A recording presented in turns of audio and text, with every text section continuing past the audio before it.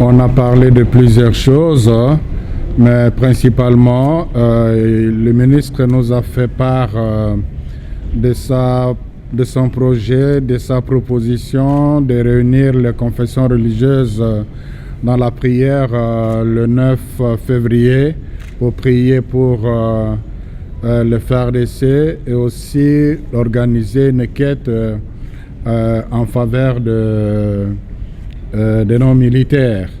Alors, il voulait la collaboration de l'Église catholique là-dessus. Et là, je lui ai fait savoir que c'est notre mission comme Église de prier.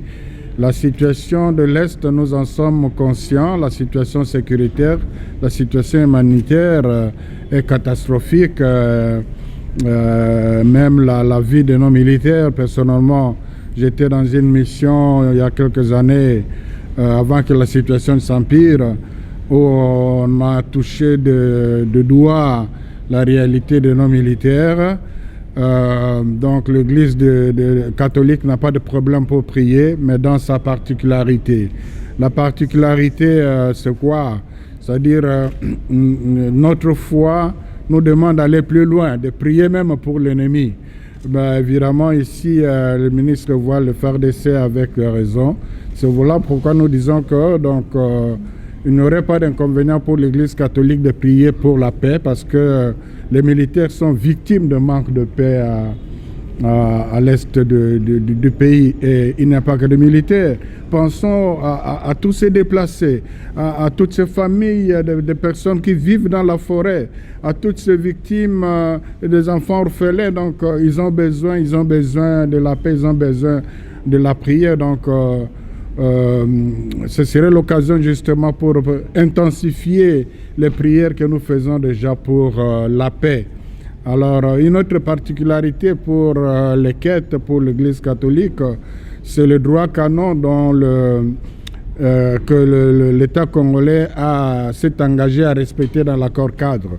Dans le droit canon, le canon 1254 précise les finalités des offrandes, notamment pour destinées au culte, destinées aux ministres, destinées à l'apostolat, mais aussi destinées aux œuvres caritatives. Donc c'est dans cette perspective-là, bien sûr que les militaires ont aussi besoin de la charité, leur famille, et tout comme les autres aussi. Donc c'est dans le respect de notre doctrine, de notre foi, du droit canon, que nous pourrons répondre à cette initiative. Évidemment, on peut croire la même chose, mais de façon différente. Chaque église, nous nous retrouvons avec certaines églises dans l'écuménisme, avec d'autres dans le dialogue interreligieux, même dans l'écuménisme, chacun sa façon de vivre sa foi. Donc, nous allons nous engager sûrement parce que c'est notre mission, mais dans le respect de ce que nous sommes, de ce que nous croyons. À marge de cela, on a parlé de beaucoup d'autres dossiers, notamment les concessions de l'Église catholique qui sont maintenant convoitées. Ce matin encore, je recevais l'information, le diocèse de Kisantu s'est vu chassé d'une concession de 2 hectares qu'il a acheté auprès de l'association de professeurs d'université de la cité Millennium, une concession où il a construit une école et on est en train de construire une église.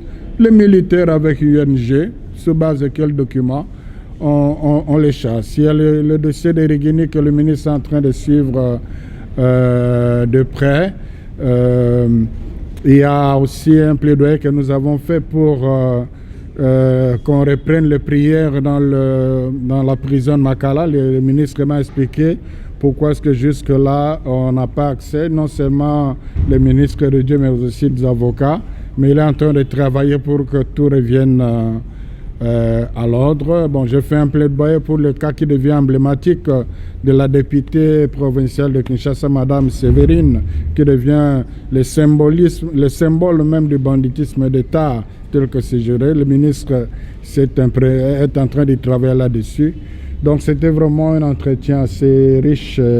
Et aussi c'était pour moi l'occasion de lui expliquer la campagne que la Senko et l'ECC sont en train de faire en faveur d'Impact pour la paix et le bien vivre ensemble, partant même de l'appel du chef de l'État Isiro, où il a dit que ce qu'il attend de l'Église, c'est d'être au milieu du village, c'est que l'Église approche les uns les autres pour qu'on se parle. Croyez-moi, chers compatriotes, ce pays a plus que jamais besoin de la paix.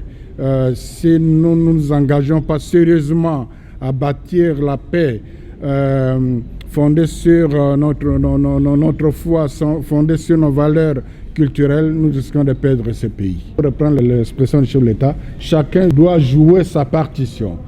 Nous ne prions pas pour gagner la guerre, mais nous prions pour la paix, pour que la paix soit instaurée. Et la paix, d'ailleurs, c'est la fin de la guerre. C'est dans ce sens-là, peut-être. La paix, c'est que les gens se convertissent, parce que pour qu'il y ait guerre, il faut que les gens prennent des armes.